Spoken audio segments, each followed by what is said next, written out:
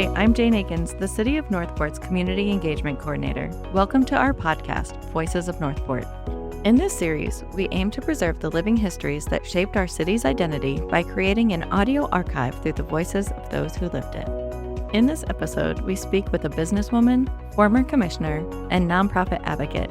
This episode has laughter, tears, and incredible insight from one of the city's most dynamic and impactful voices. Here's Jill Luke.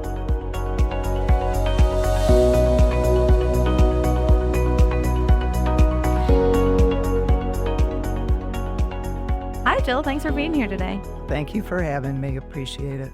So, where are you originally from and what brought you to Northport? Wow. That's history. Born and raised in southern Michigan, 80 miles outside of Detroit, in Hillsdale County, a little village, not even a town, a village, a population 462 people. Wow. Yeah.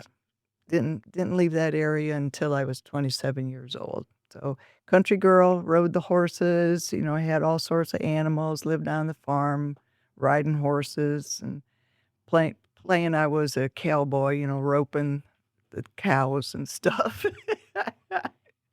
Tomboy, definitely tomboy. I grew up with 10 boys around me and I was the only girl. Wow. But I was the only one who could tackle the oldest boy in football. I was always the first one to the top of the tree. I love it. Definitely tomboy. And then how did you get to Florida and Northport? One time long ago, I was married and married a guy while I was in Michigan. He was from Florida. So when I was 27, we moved down. I had 3 kids by that time. And we moved down to Florida where he was from. That lasted for about 10 more years. And I've been divorced since 1994. So you moved down to Florida. You said you had kids. Did Northport have schools at that time period? Oh, I didn't move to Northport. Oh, okay.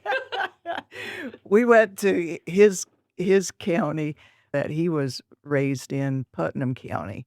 Palatka is where he lived, but I was established in Pomona Park, which was outside of Crescent City. My children pretty much went to school there.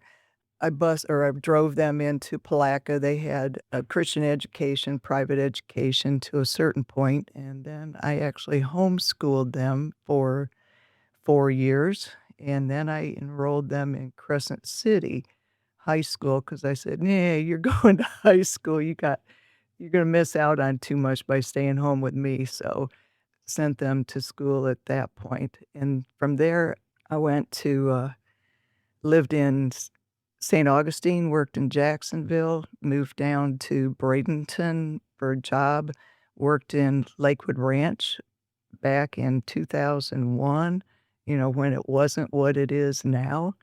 And then worked in Sarasota, worked in Osprey, moved to Nokomis, worked in Venice area, and then finally made my way to Northport. Woohoo! And that was 2009. Okay. Well, we're glad you made it here. I am too. I love Northport. Love the people in Northport. They're awesome. They're our greatest asset. And so then when you moved to Northport, is that when you opened Patriot Storage? Yes, ma'am. I was working in Osprey. I had left the largest U-Haul dealership in Sarasota and went to work for a storage facility operation company that had started in Osprey. And a gentleman who had his heart set on providing storage to this area because Hurricane Charlie had just hit, and people were having to drive way up to Brandon and just way up to find storage after that hurricane. So he wanted to build storage. So he came into where I was at and we sat and talked for 2-3 hours. And he said, "Well, when I get my buildings up, I'm coming back after you." And he did. He started construction, I think, around 2006. It wasn't really up for me to come in until the end of 2008. I came in at the beginning of 2009. I come from a construction family, so I did the punch list and everything for the construction of it, and so I started working January 1 of 2009, but we didn't have the grand openings until April, where it was finally secured. So there was a thing called the Great Recession that was going on at that point in time. So people were where I was at were like, "Jill, are you sure you wanna go to Northport? They don't even have infrastructure down there." Yeah, they were telling the truth, but, eventually I got to come in and help out a little bit with that, so. And so it was built and you had a grand opening, and I heard that they were very special. Can you talk to us a little bit about your grand opening? Yeah, the owner had military background and and a heart and a compassion. He was younger than myself, but his integrity and everything was built within the military, and so he had a compassion toward what was going on with the recession. So he hired this event planner and said, I mean, he didn't even have her bring the budget to him. He just said, "Let's do it up big." And I mean big. The one store, because there was 2 stores, and the one store on Talon Bay, man, we had this exotic zoo. I mean, there were snakes. There was a monkey that you could get your picture taken with. All of the food vendors, ice cream, all that kind of stuff was free. He wanted to be able to have something for the community. His heart was for the community. He and I matched so well with that.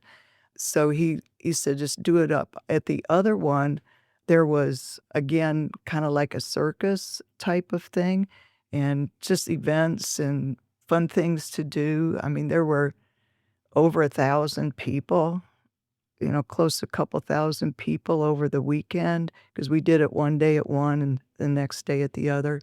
Gave away flat screen TVs, gave tours and of the building and stuff. Because at that point in time, we were the biggest buildings in Northport.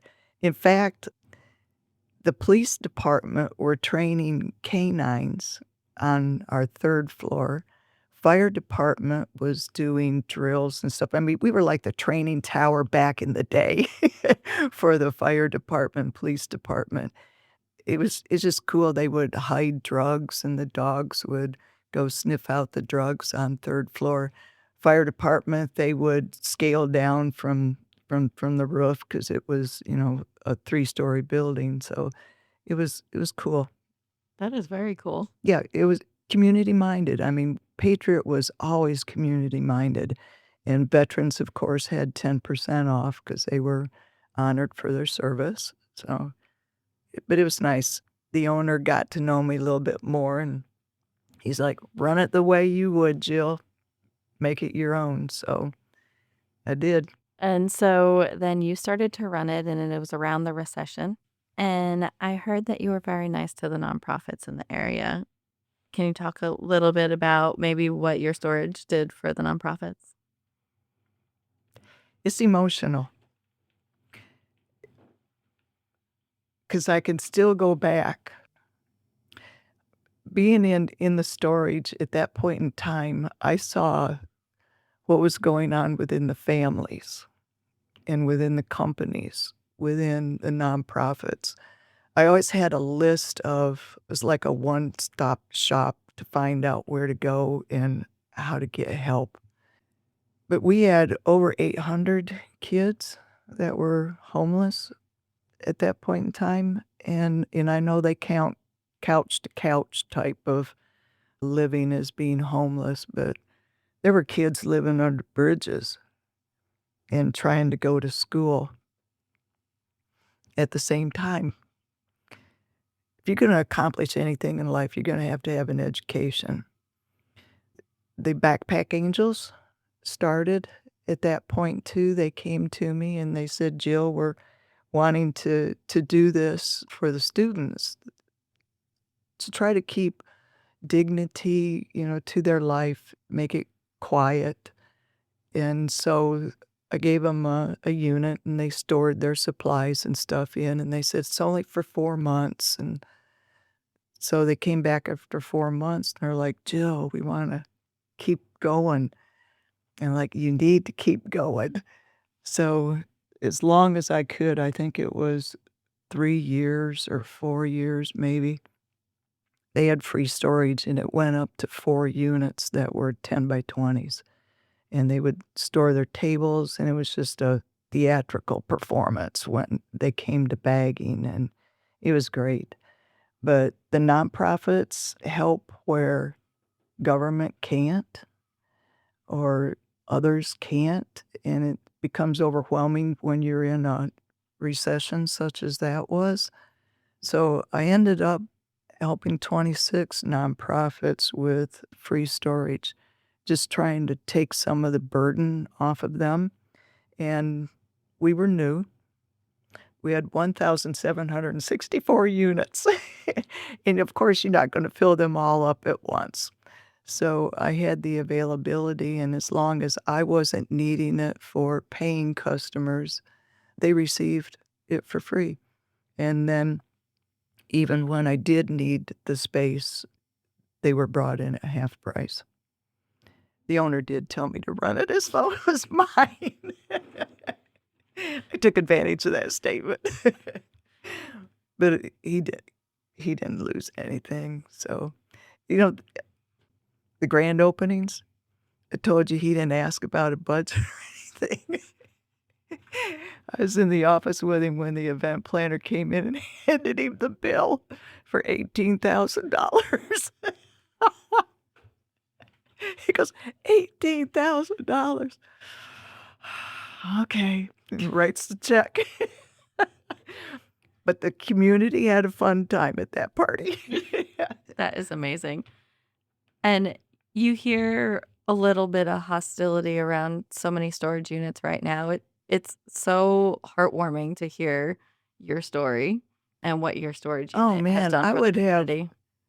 I met so many people, made so many great relationships.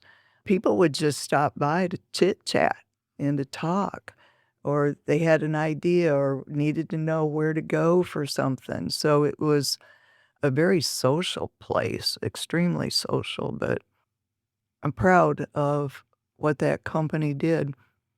I'm proud for the honors that we received. The chamber, I joined the chamber before we even opened the doors, but the chamber has these awards that they give to the various size of businesses, and even though our buildings were huge, we had minimal employees, so we were a small business, and we were open 7 years and received the Small Business Award 6 out of those 7 years. That's amazing. Well deserved. It was an honor. And you are a former commissioner. What made you run for commissioner? Left the storage unit. Um, at the when I was at the storage facility, I met 6,000, at least 6,000 customers within the city, and so I knew them. I worked because I hit the ground running with grassroots marketing.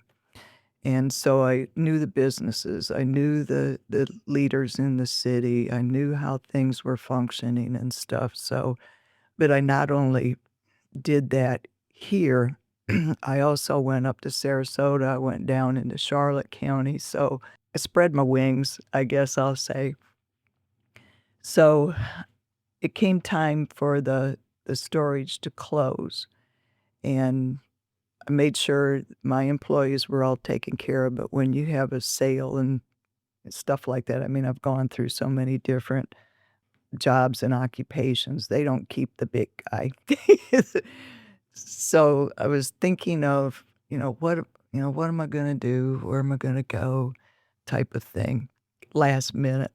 And I was at the chamber again. I was president of the chamber and served on their board for quite a few years, and we were in a meeting, and at that point in time, they were needing to have a special election, because one of the ladies, that's when the redistricting went on. I'll just say that there was a vacancy that occurred. And I half jokingly said, maybe I ought to run for commission. We were trying to discuss what Jill was going to do. Lance Brote was like, yeah, you need to do that. So me being a commissioner is Lance Brote's fault. But it was kind of a natural fit. It really was. I've had so many different occupations that I had a familiarity with just about every department within the city. And then with the background that I had with the grassroots marketing, working with so many nonprofits, serving on so many boards, and in the chamber, it was just kind of a natural flow, natural fit. So if people know you, they know that you are passionate about warm mineral springs. Can you talk about the springs a little bit? Oh, man, I love Warm Mineral Springs. Actually, I've got to get back over there. When I left office and took care of my mom, I kind of departed from my love of it. Oh, geez. Those minerals are just so good for the body. Internally, externally, the skin is so much better. It's very buoyant. You can go in and not worry really about drowning or that. But yeah, I get my floating, I go straight out to the center. It is just so awesome. In fact, when I was working for the storage place, I first went over and saw Warm Mineral Springs, and it was being run by Cypress Lending at that point in time. They even had a radio station that broadcast out of there. Jacqueline Moore used to be part of that. But it was so intriguing to me. I would have been willing to leave the job at Patriot and go over to the Warm Mineral Springs. The history, the archaeological history of it is just incredible. We're talking 10,000 years of life, existing in and around that place is just incredible, absolutely incredible. There are documentaries and videos at the library if somebody wanted to look into it further, but this is National Geographic stuff. It is the history of Northport. It is the legacy of Northport. And I think we have missed that. The two cities, or the county and the city owned it for a while, and then the city bought out the county. And I think we're missing the history that it brings to us. I mean, we talked about it on the commission about how cities need identity.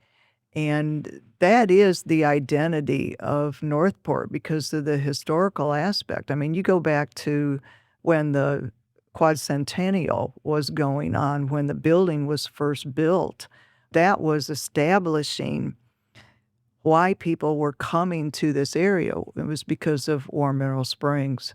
And then just slowly, it started building from there. So if you want to talk about how we were established, yeah, there was the Mackle brothers who laid out quarter-acre lots and stuff, but the geological aspect of the city, what you look at and what you take pride in is Warm Mineral Springs. I mean, we've got 2 other springs too, but Warm Mineral Springs is the one that is incredible.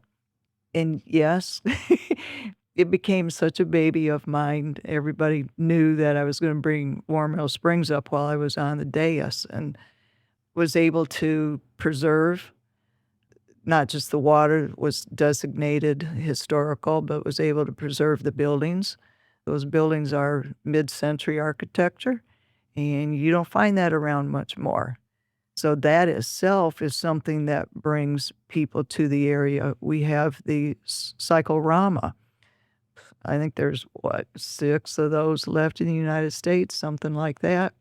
I talked to the president of Ringling Museum, and he was willing to form a class where they would make the audio and the setting and then restructure it every 2 years so that people I mean, I was looking at the financial aspect of it, I'll admit, but the historical too and educational.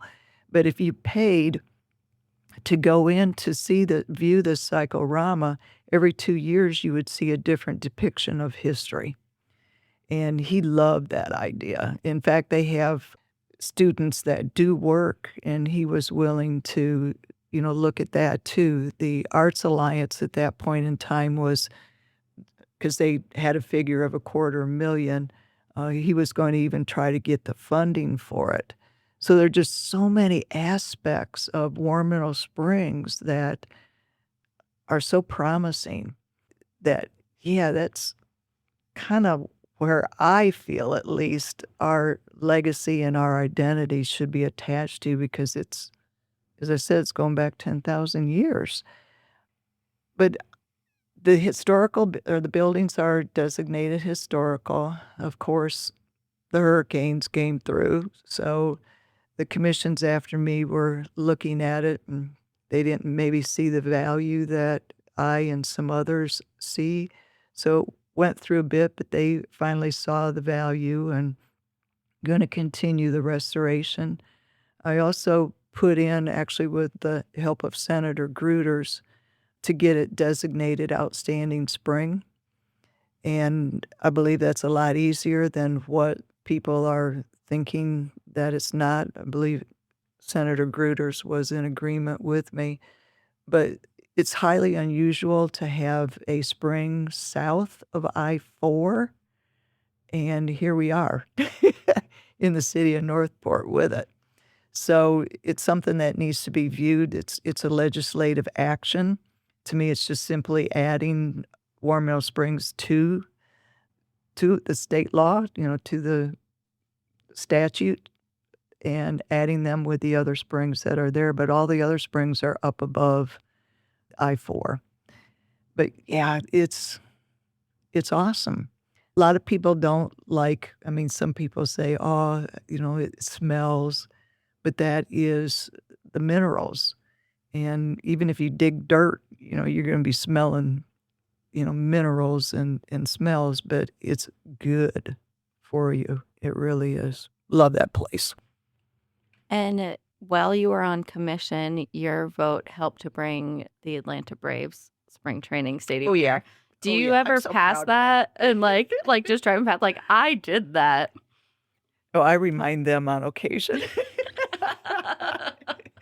Uh, yeah, that was early on because before being elected, the election going on, I was at all the commission meetings because I wasn't working. I was at all the commission meetings for 6 months. So I went in knowing what the issues were, how it was going. And at that point in time, there were only the 4 commissioners, so it was tied 2 to 2. And so I came in, listened to all that went on, and it's like, "Yeah, we need to do this," That is such an advantage, for our city, for our county, for this entire area. It's just a natural fit for us. So, yep, my vote was yes, and so it passed 3 to 2. Yay, Braves, go Braves. That's great. Yeah, it was awesome. So why the Braves? Is there something special about their team, or you just wanted any baseball here? Uh, yeah, my heart kind of pumps harder for the Braves. Uh, they're an excellent organization, but I've got to admit that when I lived in Northern Florida, there was a little town just about 20 miles from us where Chipper Jones started his career. He was so good in little league and everything that they had to move further over onto the coast because he was so good. And so being that close to, the Chipper Jones, area, yeah, there's a passion there. And then I love their Tommy Chop, or, Tomahawk Chop, and they're just a great organization, and, the reputation of them is good. So, yeah, there was a few reasons. And I have an indigenous belief system, so hey, Braves. That's great. Also, during your tenure, the whole Gabby Petito case happened. Yeah, Would that you was like to horrible. talk a little bit about that as we're documenting history? Couple of points. I too have been in a position that Gabby found herself in. So the first thing that I want to say is, ladies, pay attention, talk, get help, uh, talk to the family. You don't see everything because you're in the middle of it, but somebody else can maybe see some points that you don't. So please talk. The second thing is the dignity and everything that the parents did was phenomenal. I got to be with them, meet them, of course, and the foundation that they have instituted since that point in time was, I mean, it's still doing so much good. What do they call those people online that influencers? They were helpful during the case, and they're helpful even with the foundation too, giving points and stuff for the law or anyone else. They deserve a lot of credit, they do. But it was, disruptive time to the city. We'd never encountered anything like that, and in some ways, it became a circus. I feel sorry for what the police department had to go through, because 'cause you're under microscope, and you're trying to figure things out and do things, in real time, and 2020's hindsight is always better, but, yeah, it was an incredible point in time, and just shortly after that, Mr. Fletcher came to join us too, so he got thrown in to some of the tail end of that before Hurricane Ian met him too. He got baptized by fire. But, yeah, that was another emotional part. I remember going to City Green because they had that memorial set up there, and it was a place where I met people that had a layover in Miami and drove up here to show respect and honor Gabby, and then would drive back to catch their flight. I remember going to my car after being there for a while and just bawling.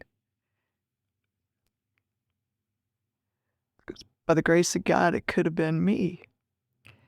And to just very emotional release. For some people, it made other people, I think, pay more attention.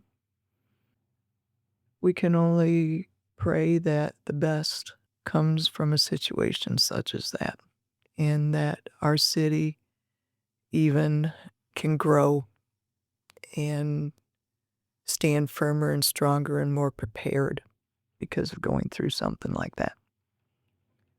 So, being involved in lots of nonprofits in the area, are there any resources if there is somebody that is in that situation that they can reach out to? Yeah, they've even got the phone numbers for them now, but Spark is a really good one. Uh, Go to your family service center too. They will give you any resource that you need. But there are places where women can be hid away if they need to be. Being in that rural area that I was in, there wasn't anything set up, there was no Spark or anything, so I just ran. So but I needed to talk more than I did. And that's why I encourage them to speak, to get help. It gets you through 'cause there's a light at the end of that tunnel, always is. But to get to the light, you gotta be able to talk.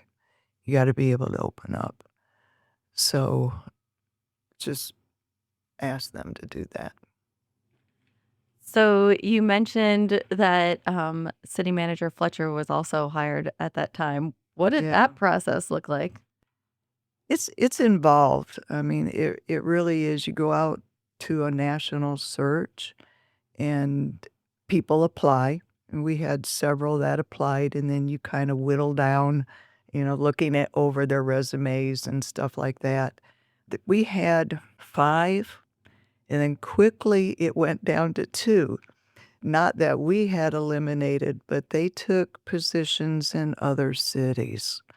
So, we had Jerome Fletcher and another gentleman that came from, like, Iowa, Idaho, somewhere out in that area, and then Jerome came from, like, the DC type area. So, different different candidates. Jerome was far more, if I can say, experienced and polished than the other gentleman. The other gentleman was more of a rural type. I remember the one thing about him is, out there, they have really bad need for water. I mean, they just don't have water out that way at all, so they are turning sewer water, cleaning it up, and it is then drinking water, and I know a lot of people were like,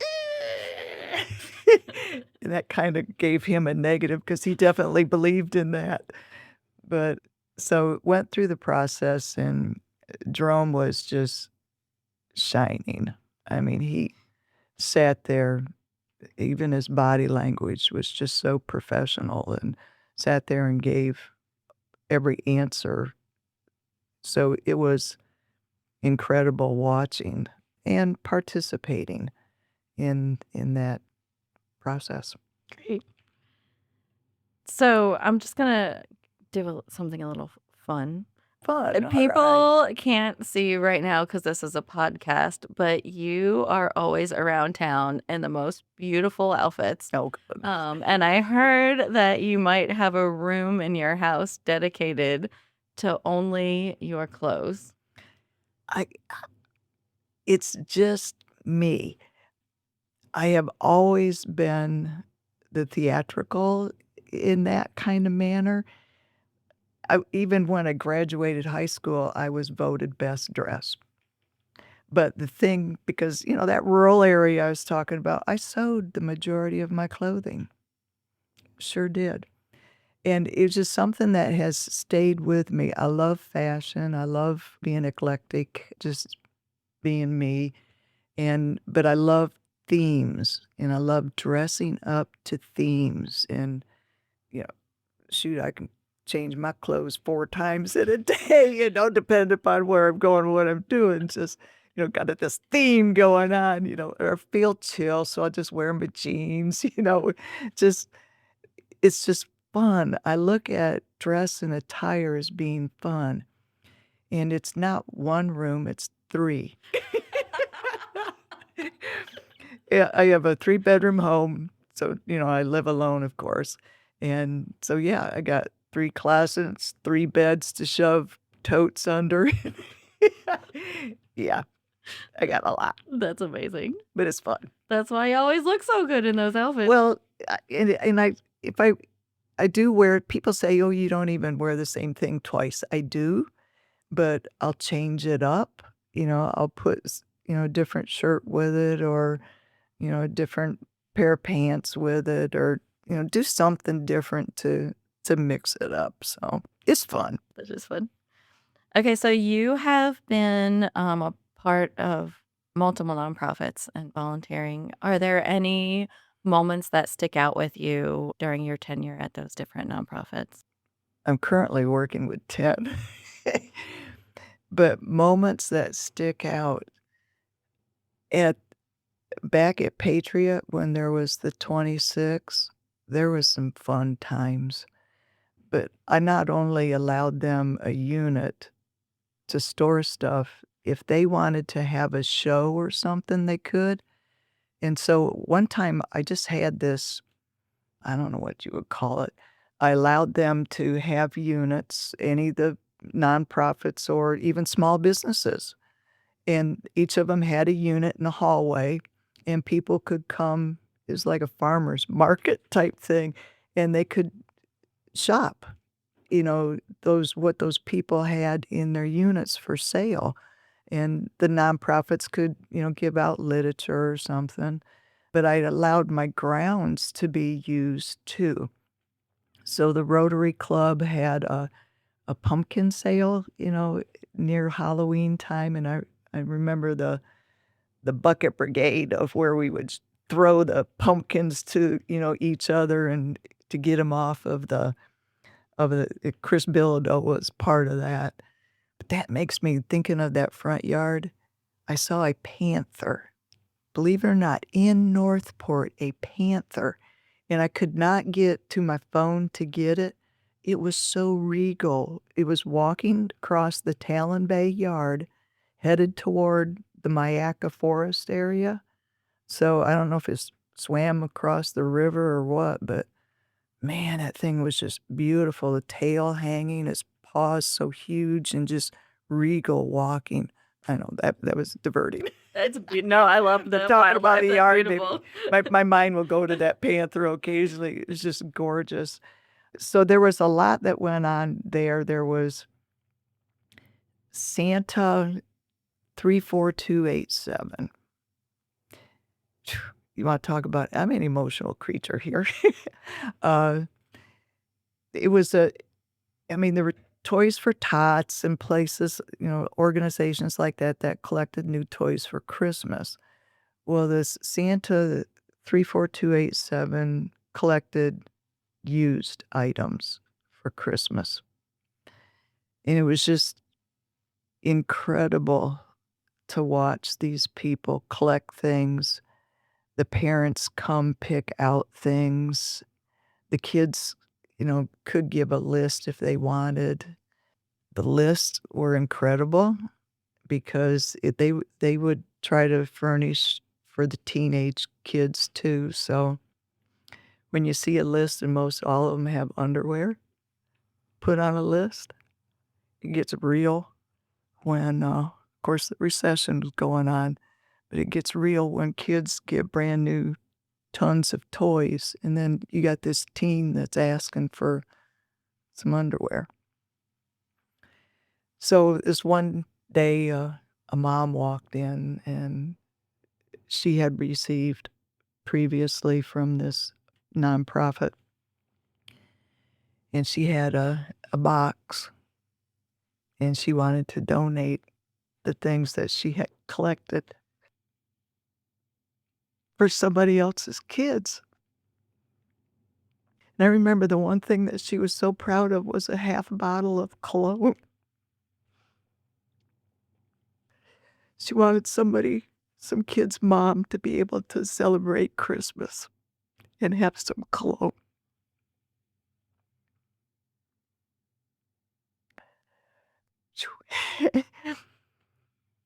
Just so grateful. I think I cried every day for 3 weeks during Christmas those years. It was incredible. Other nonprofits, oh my word, the Boys and Girls Club, Gene Matthews is passed now, but he was like my second daddy or my daddy here in the South. The man was just incredible. Loved him to death, still love him to death. And so I served on the Boys and Girls Club, local club for 8 or 10 years before they dissolved the local boards. So there was a lot of fun there developing that, and thank God they're getting a new building now. It's just gonna be wonderful for the city and the parents because it's hard to find childcare in the city, but so hard to find it within the hours that a parent works. And so they were kind of last resort for parents who got out later. So it's gonna be a good thing for the family, so the city to have that new building and be able to utilize it again. Currently, I am the chair or president of the board for Meals on Wheels and just so thankful for 180 volunteers that do it. You wouldn't think that delivering meals has so many different areas to it, but it's it's humongous. Try to accomplish that. So it takes a lot of people to perform, and it's not like it's a job where you go in and you cook every single day. No, you go in and you cook one day, and it's about an hour and a half. And to drive, you drive for about an hour and a half.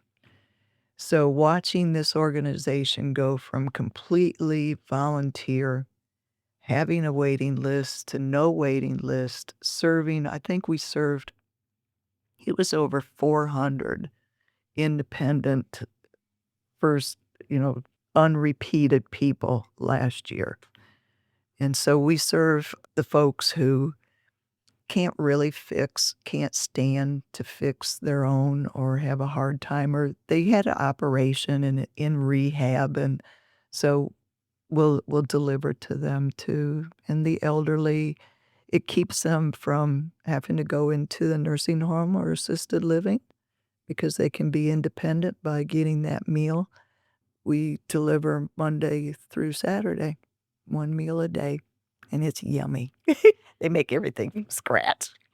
I don't think what people realize either that Meals on Wheels isn't just a meal, but they also gain a friend that can be, for some people, the only person that they see all day. So you are doing a lot more Yeah. than just feeding people. Our drivers become really attached to the clients and vice versa. I mean, yes, we are helping the client. We aid them, but the volunteers are also getting that emotional hug within their life too, so there's good things happening on both ends. But as you were saying, a couple months ago, basically, we saved 2 lives. One lady had been on the floor for 2 days, and the driver found him, and then a couple weeks after that, a gentleman was having a stroke and was calling out, and so, I mean, it is very important, very important. If you can leave one message for somebody new coming into Northport, what would it be? Enjoy your neighbor, enjoy the people within the city, find the niche that you enjoy doing and get involved in that. This is a town that really helps and volunteers, and they care about one another, so find your niche for that. Because of being on the commission, I would like them to realize that I mean, of course, moving in now, it is 95,000 compared to moving in when it was 32 or something. But we are a city that's not even half built out. We're gonna double where we're at. And so there's gonna be some growing pains. There's gonna be hold on, because we're not done yet. So I don't want people thinking that this is just some rural place and it's going to stay this rural place. It was a city that had a design to it, and believe it or not, the build out is 250, actually 263,000, but it's a big, big area, and so, yeah, it's not gonna be as rural as it appears, so just heads up on that. Okay, so we have this new segment we like to call Northport Time Machine. If you can go in our time machine and go anywhere in time in the past or the future, what year would you go to and why? I'm not sure what the year was, but I would go back in time to when they had that hot air balloon that said Northport on it. Oh man, I would love to fly in that thing. I think hot air balloons are just so cool. But yeah, I would make that dude that, flew that thing, I make sure he's my friend. Because I wouldn't wanna just go up one time, I'd wanna go up several times. But what a unique way to market, you know? And that was really historical. We tried it at one of the chambers after hours. Remax has a hot air balloon that they tether, so it can't go up freely, but it goes up and you see and it comes down. We brought it out to that chamber after hours. We had a band. We didn't do anything quiet. Always made it fun and happy. But we had that balloon and Remax came out and it was just so cool because people could get in the basket and then tether up as far as it would go. Yeah, I would absolutely love to ride in that or fly in that Northport hot air balloon. I love that. And is there anything else you would like to mention as we end this podcast? Oh, I just appreciate what you guys are doing. While I was serving as commission or on the commission, we talked about the historical aspect of our city. And we don't have a historical society. We need one. So if somebody wants to head that up, please, we need it. We need it. We have some historical data that is not city business, but it's associated with the growth of the city stored here. And that's not where it needs to be stored. It needs to be placed like in a museum or touring place that a historical society has. So we're losing history every month that it goes by because things develop monthly, not yearly. So we tried the historical advisory committee, and that failed for a while. They brought it back, but what you guys are doing, oh man, it is so important. It really, truly is. At least something is being documented and being saved so it can be archived. So thank you. Thank you. And I'm going to give a thank you to the people of Northport. And again, I feel that emotional lump in my throat. Serving as a public servant, as a commissioner in this city has been the highlight of my life. And they gave me the opportunity by voting me in, and I did what I could for our city as a whole. Oftentimes I wish I was still there, but I left office to take care of my mom, or didn't run again to take care of my mom. But my heart is in public service. I mean, we talk about being a democracy, but we're not a true democracy. We're a republic where we vote for a representative. And being that representative was a high calling for me, and I did not take it lightly. I didn't even campaign on a platform. It was just, I will do the best that I can do because I care. And it's been the motto of my life is I just simply care. And I wish politics would get out of politicians. I don't even belong to a political party, but we need to get back to being public servants, and those that we elect care about the people and the betterment of what they're governing rather than having their agendas or their party's belief or whatever. We're not a sporting event. We're supposed to be governing. So I appreciate my time in local government, appreciate the people giving me the honor and the time to do so. Blessings to all of you. Well, thank you, Jill, for everything that you have done and everything that you continue to do every day for everybody. So thank you for having me. Thank you.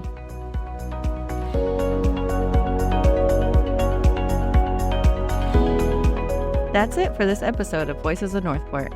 Thanks for listening and sharing these incredible stories. If you or someone you know has a story to share, reach out to us. Until next time.